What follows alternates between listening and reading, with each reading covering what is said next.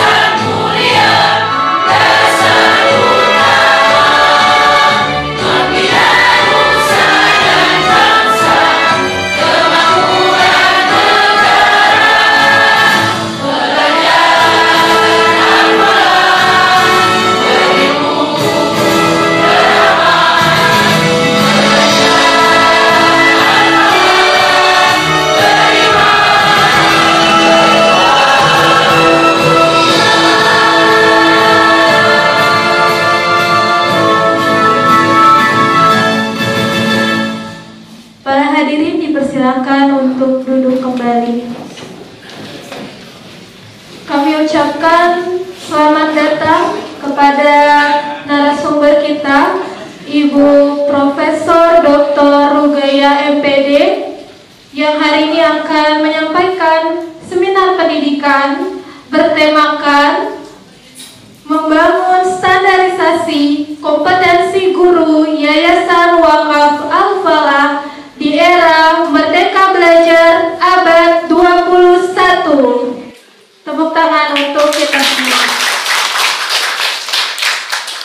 Baik, sebelum dimulai untuk seminar, kepada Ibu Profesor Dr. Rugaya, mohon izin untuk menampilkan profil Ibu Profesor Dr. Rugaya yang hari ini akan mengisi seminar kita. Tolong ditampilkan.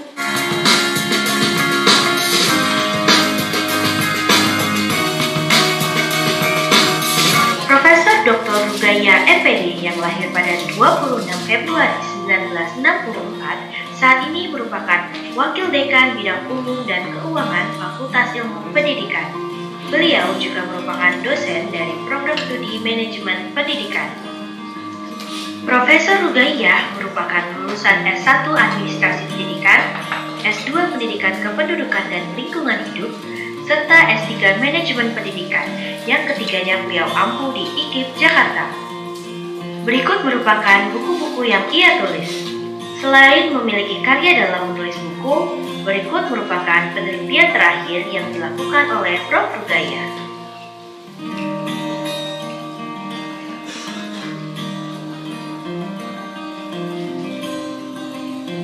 Dan juga pengalaman perolehan HKI dalam 5-10 tahun terakhir antara lain model supervisi klinis berbasis web supervisiklinis.com, buku pedoman pemanfaatan supervisi klinis berbasis web, dan juga supervisi klinis berbasis mobile.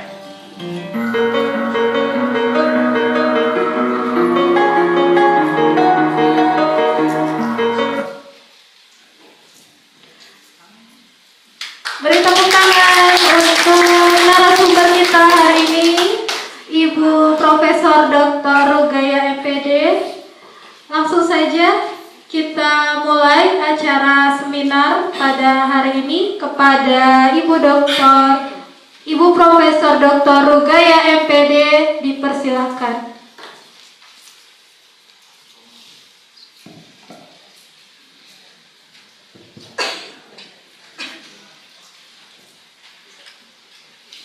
Bismillahirrahmanirrahim. Assalamualaikum warahmatullahi wabarakatuh. Wa syukurillah, kita panjatkan kepada Allah Subhanahu wa taala. Hari ini khususnya pribadi saya bisa datang ke alma mater, ke alumni, ke tempat saya sekolah, yaitu di Taman Pendidikan Al-Falah. Ya, jadi saya kesini datang bukan mau jadi narasumber, tapi mau datang ke alma mater gitu ya. Yang terhormat Ibu Rita Zahara, Ketua Yayasan Ibu Azizah, kakak encingnya, Ibu Azizah, Ibu Dr. Azizah, dan Bapak Niar sebagai pengurus Yayasan Pendidikan Al-Falah. Para kepala sekolahnya ada SMK, SMP dan MI Madrasah. Jadi saya kan udah nggak ada sekolah saya, yang madrasah sanawiyahnya hilang gitu ya. Oke, Bapak Ibu, kita dapat berkumpul bersama. Sebetulnya di sini saya bilang, Mas, saya mau coba ngobrol-ngobrol berita, nggak seminar begini ya. Ya, kalau orang tua bilangnya kita main-main aja gitu ya. Oke. Bapak Ibu yang penuh semangat, yang sangat saya banggakan ya.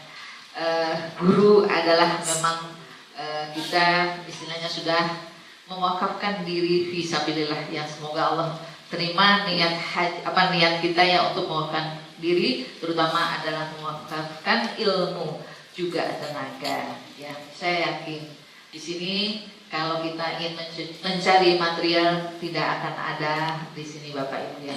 Jadi kebahagiaan kita itu ada di hati kita, dan ada apa yang telah kita berikan untuk murid-murid kita. Ya, saya pun selalu demikian. Saya pergi kemana-mana, saya katakan alhamdulillah, saya walaupun isinya saya ke Belitung, saya ke Kalimantan, saya ke NTB, saya katakan saya datang adalah untuk silaturahmi, tambah banyak saudara gitu ya. Jangan ditiru saya ya. Saya tadi emang mau dibilang repot, jadi repot gitu ya. Jadi saya usaha-usaha gimana berita kita atur waktu gitu loh. Habis kemarin saya ditugaskan saya harus ke Padang. Itu dalam rangka visiting lecture. Ya udah, cari lagi waktu gitu ya. Jadi karena Kamis kemarin saya udah punya utang di kampus, saya bayar dulu utang saya gitu loh. Kan nggak ngajar, karena saya pergi ke Padang gitu loh. Artinya ya saya bagi-bagi waktu, saya usahakan saya bisa juga datang ke Al-Falah. Jadi memang sedikit saya mengalami keterlambatan sebelumnya. Saya tidak mau terjadi akan hal ini ya. Nah itulah sesuatu yang memang harus dilakukan gitu ya. Ibu-ibu, bapak-bapak, saya yakin ya kesini tuh kita datang ke Al-Falah tuh karena cinta ya, cinta sama-sama, sama siapa? Sama murid gitu loh. Cinta sama para asatizah dan asatiz yang ada di Al-Falah ya. Jadi yang namanya dikatakan komitmen kita untuk tetap setia berada di sebuah lembaga, itu banyak faktor Murita ya. Selain jadi dikatakan finansial itu nggak nomor satu ya, mungkin ada faktor-faktor lain, ada motivasi internal kita, kemudian di situ juga ada yang namanya komitmen karena memang udah ngerasa cinta, ada komitmen karena normatif, ada komitmen yang lain-lainnya ya. Nah saya yakin ibu bapak di sini komitmennya memang benar-benar yang udah lillahi ta'ala gitu ya. Bismillah ya. Saya datang ke sini hanya untuk ibaratnya memberikan suasana yang sedikit berbeda dari biasa. Sebetulnya juga saya biasa-biasa saja gitu. Saya juga ketika sekolah di Al-Falah tahun 77 sampai dengan tahun 80 juga sangat bangga dengan Al-Falah ini. Ya, apapun yang bisa memang saya bisa bantu untuk alma mater, insya Allah dari sisi apapun saya membantu gitu, demi kemajuan kita bersama. Saya bilang, Bu Rita, apa sih yang kita bisa berikan buat teman-teman? Oh iya, nah ini sebetulnya sih sudah ada, Bapak Ibu sudah tahu apa yang seharusnya kita lakukan gitu loh. Kak, sekarang kita akan mengenal banyak kompetensi guru abad 21 era Merdeka Belajar. Kayak apa sih itu ya yang dimaksud Merdeka Belajar? Saya juga bingung juga apa itu Merdeka Belajar. Dari dulu kan kita merdeka gitu ya. Ya, jadi yang dimaksud dengan mereka belajar ya, kita bisa next slide Pak. Pada dasarnya adalah memberikan kebebasan ya buat anak. Nah, tapi sebelumnya di sini kita ditampilkan dulu ya. Maaf Pak, balik dulu Pak ke gambar yang tadi. Nah ini ya. Jadi kita lihatlah ini ditampilkan gambar, saya bilang saja lah dia guru sedang apa? Ya dia sedang ikro, itu kira-kira begitu ya. Ini apa namanya diasikan seperti itu, yang divisualisasikan seperti ini. Guru kita ustazah. Nah ada juga ya apa ini hadis atau pepatah terutama ibu-ibu al-umum madrasatul ula. Ibu itu adalah sekolah yang pertama dan utama. Jadi ini kita nih kalau ibu-ibu ini double nih, kita datang ke sini sukses itu 2 kali Pak. Maaf ya Pak, saya bukan bela kaum kan saya perempuan gitu ya. Ibu-ibu double 2 kali ya. Jadi dia jadi guru di rumah walaupun nggak ngajari apa, dia guru juga di mana, di rumahnya gitu loh. Karena apa yang ngajarin anak ya. Kemudian juga mungkin juga bapak ibu diajarkan di rumah sama istri gitu loh. Biasanya tuh ibu tuh sudah naluri. Ya begini apa, begitu ngapa gitu ya. Kata bapak cerewet amat Bu, cerewet amat Pak gitu loh. Cerewet amat nih si Umi misalnya gitu ya. Nah, memang itu sudah karakter ibu ya. Guru itu siapa gitu ya, kita nih guru. Ngapain sih kita kerjanya di sekolah, disuruh ngapain gitu. Nah, di sini kan saya hanya menampilkan next slide Pak. Saya hanya menampilkan guru ini menurut undang-undang gitu loh. Padahal kita harus tahu kita sekolah ngapain. Oh ngajar, membimbing, memberikan materi pelajaran. Sebelumnya kita nyiapkan pelajaran.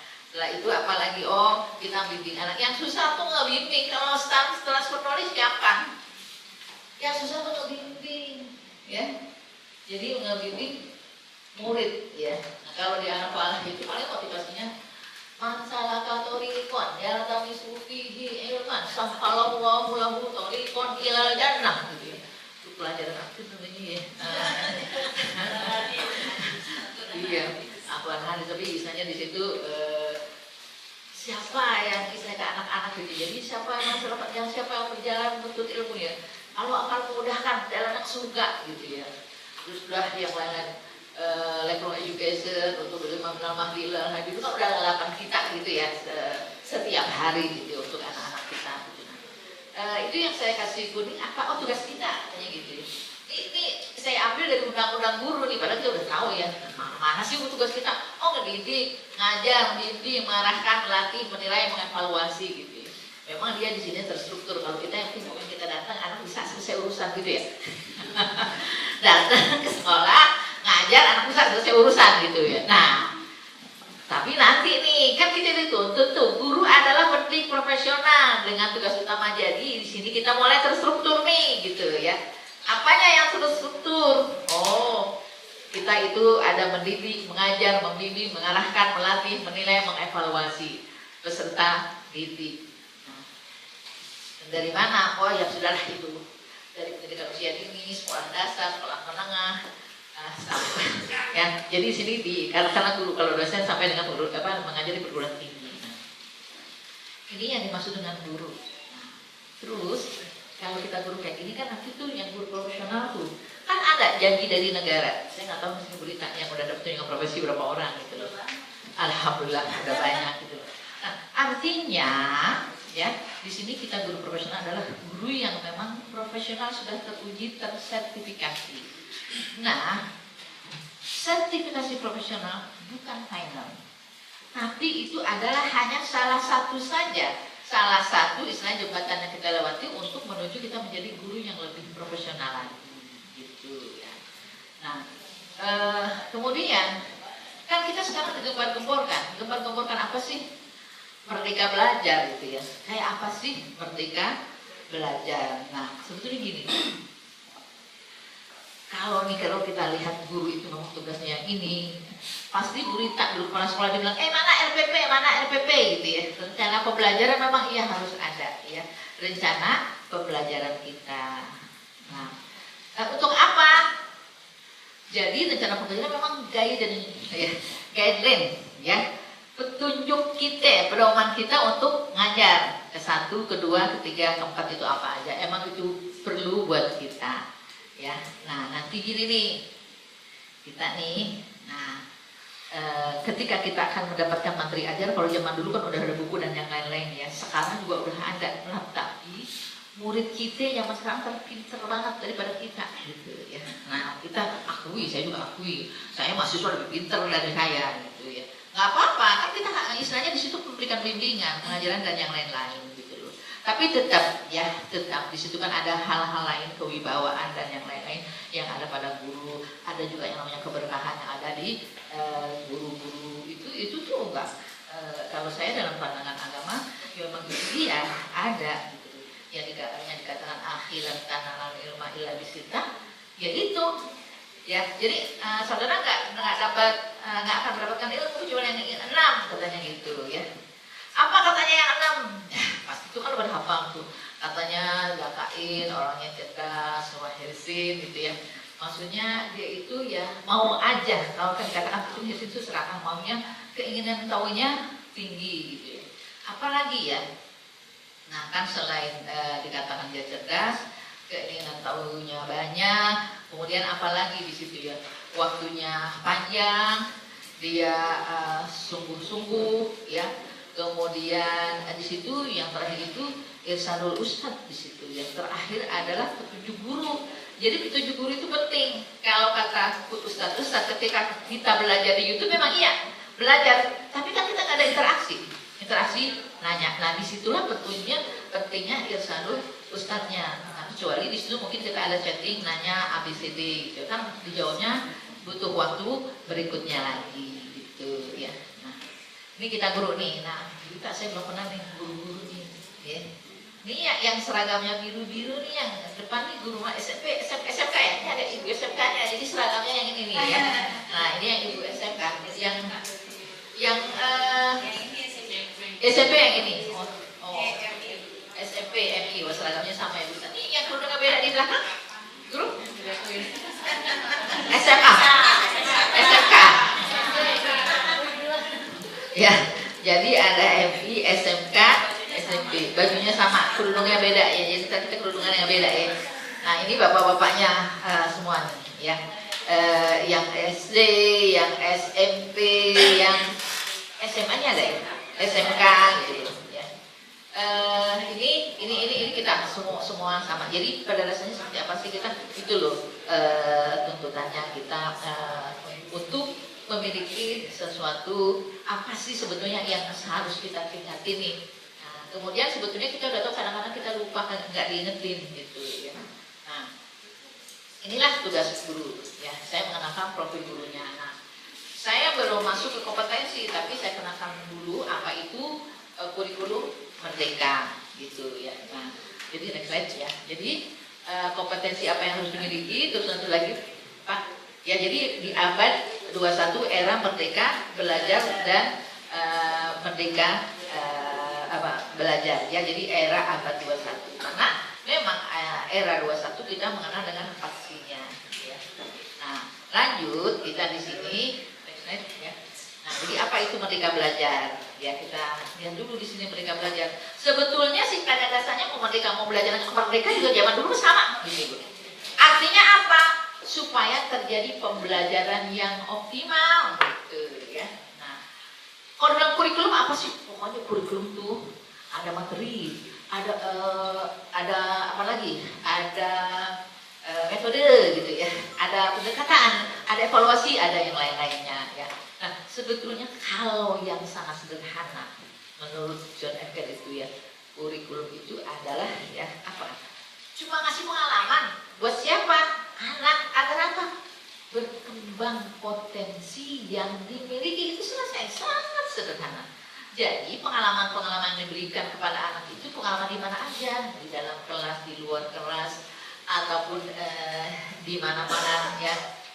Ada dikatakan studi wisata itu kan misalnya bahwa itu kita dalam rangka menjalankan kurikulum. Jadi memberikan pengalaman yang sebegitu sederhana pemahamannya, nah, tapi itu sangat luas ya, sangat luas pemaknaannya. Pengalaman apa saja? Nah disinilah yang harus kita atur. Ujungnya apa namanya muncul potensi. Jadi berkembang potensi. Kan kalau kita dalam Islam ujung terakhir tujuan kita apa sih? Dalam Islam ujung terakhir apa?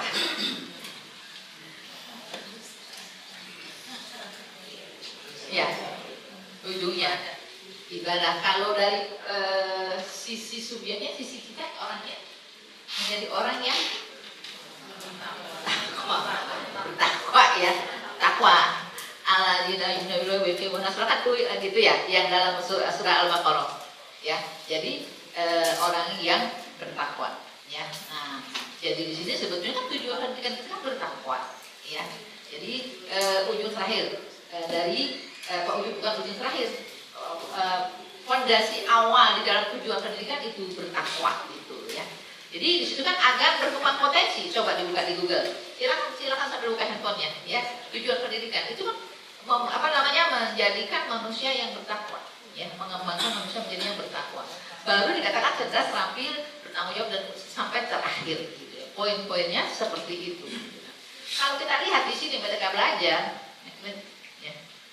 Nah, jadi di sini pendekatan yang dilakukan supaya apa? Siswa-mahasiswa bisa memilih pelajaran yang diminati ya, sesuai apa yang diminati, yang diinginkan. Nah, di situ kan peminatan itu karena memang dia pemunculan kebakatan yang dimiliki oleh peserta didik, dia berminat. Jadi begini loh.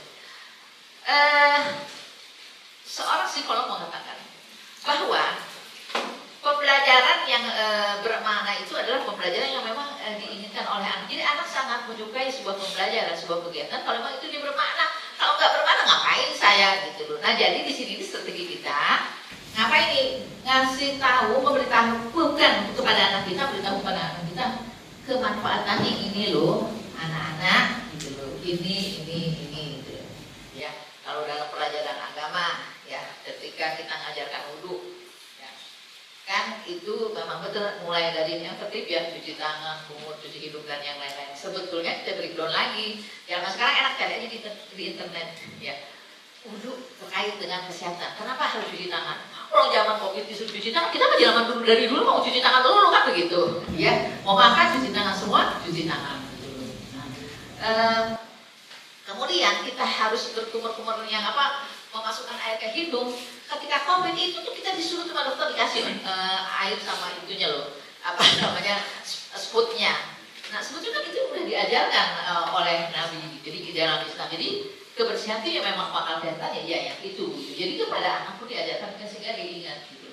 Oh gini, kata ustazah, kata Pak Guru, kata Ibu, kalau tidak ya makanya ustazah sama ustazah atau ibu apa Pak Guru? Tetap ibu Pak Guru ya. Kalau kita dulu ustaz gitu ya, ustazah gitu. Kalau sekarang sama aja ya, ibu bapak gitu ya. Nah, jadi di sini dalam rangka supaya pembelajaran sesuai peminatan. Nah, lanjutnya di sini hal ini dilakukan supaya para siswa bisa mengoptimalkan bakatnya dan bisa memberikan sumbangan yang paling baik dalam berkarya bagi bangsanya. Jadi gini, mengoptimalkan bakatnya gitu loh. Jadi apa yang dia punya dioptimalkan deh bakatnya.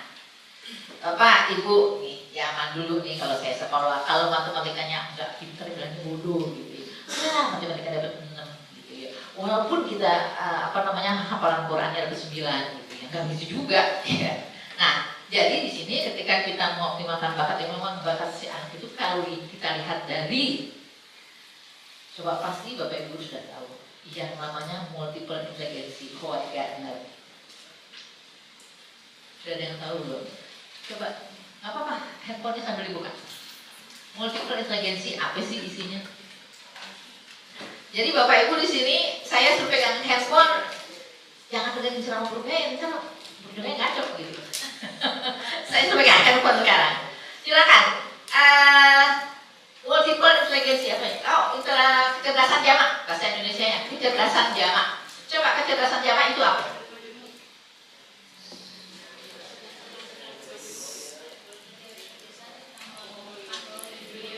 Silakan boleh. Silakan maksudnya boleh. Silakan dikasih orang ketemu.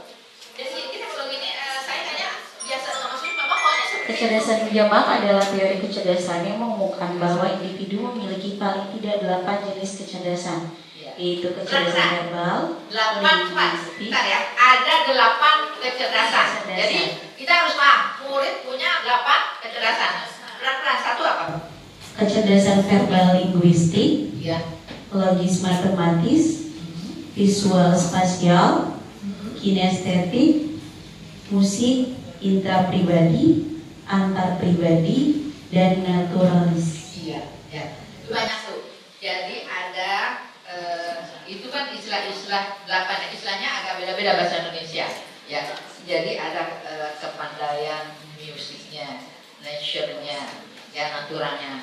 Musik kan natural. Kalau natural itu senang kepada alam, melihara binatang ternak gitu loh, dengan pertanian, tumbuhan dan yang lain-lain. Kemudian ada linguistik, ya, bahasa.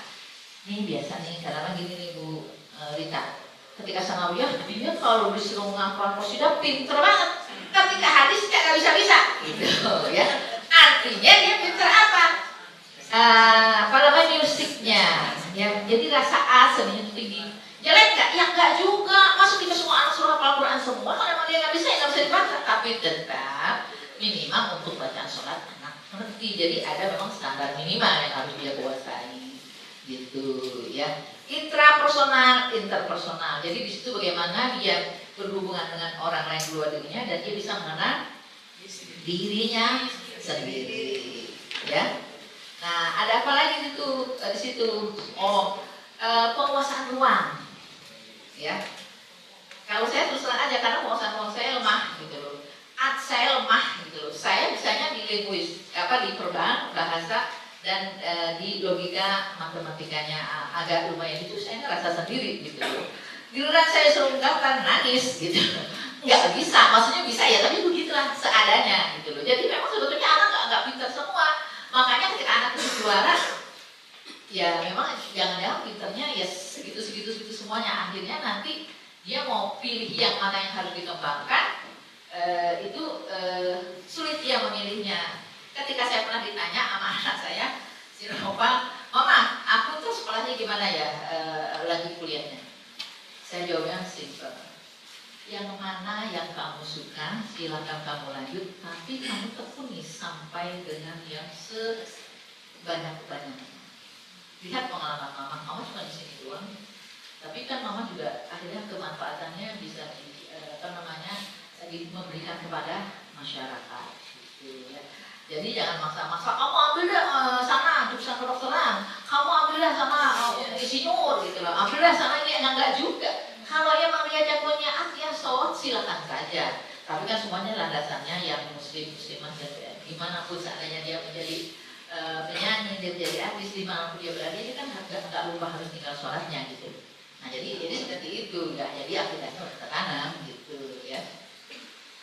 Kemudian ini yang mudah-mudahan kita kayak udah punya anak kecil, anak yang dipaksa belajar, biarin aja. Tapi diarahkan, dikasih sadar, ya. Kadang-kadang kita dulu ngomong ya, aduh, ini anak, ya, nggak bisa banget, nah kita jadi doain begitu ya, biar pintar dulu nih yang ini gitu loh. Sekarang kita lupa, ada dalam psikologi namanya self-profiling profesi. Jadi kita itu tidak boleh orang tua bilang ngecap, mengistilahkan kepada anak itu yang negatif jangan. Jadi kita harus positif, ya. Karena terlihat nih, yang udah punya anak nih yang pengalaman. Sekolah SMA-nya, emaknya sampai nangis-nangis, dia ada sekolah depan, dia pulang dari belakang. Banyak yang begitu, ya. Emaknya udah gak nyari dah, sekolahnya asal lulus dah. Karena kenapa? Ada beberapa hal. Mungkin dia obat sekolah di situ, emaknya paksa, bapaknya paksa, ya. Kayak juara ini ya.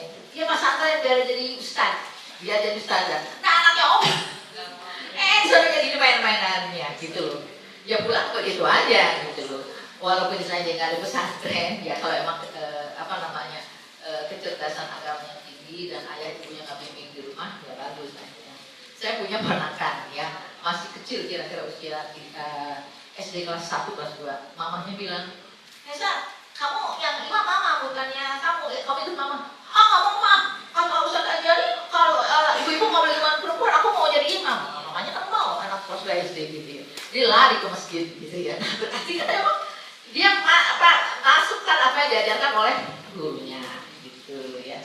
Nah jadi ini kita nih sekarang mulai membuka ya bahwa anak itu nggak mesti pinter semua di semua bidang pelajaran, tapi ada standar minimal yang harus dikuasai gitu ya.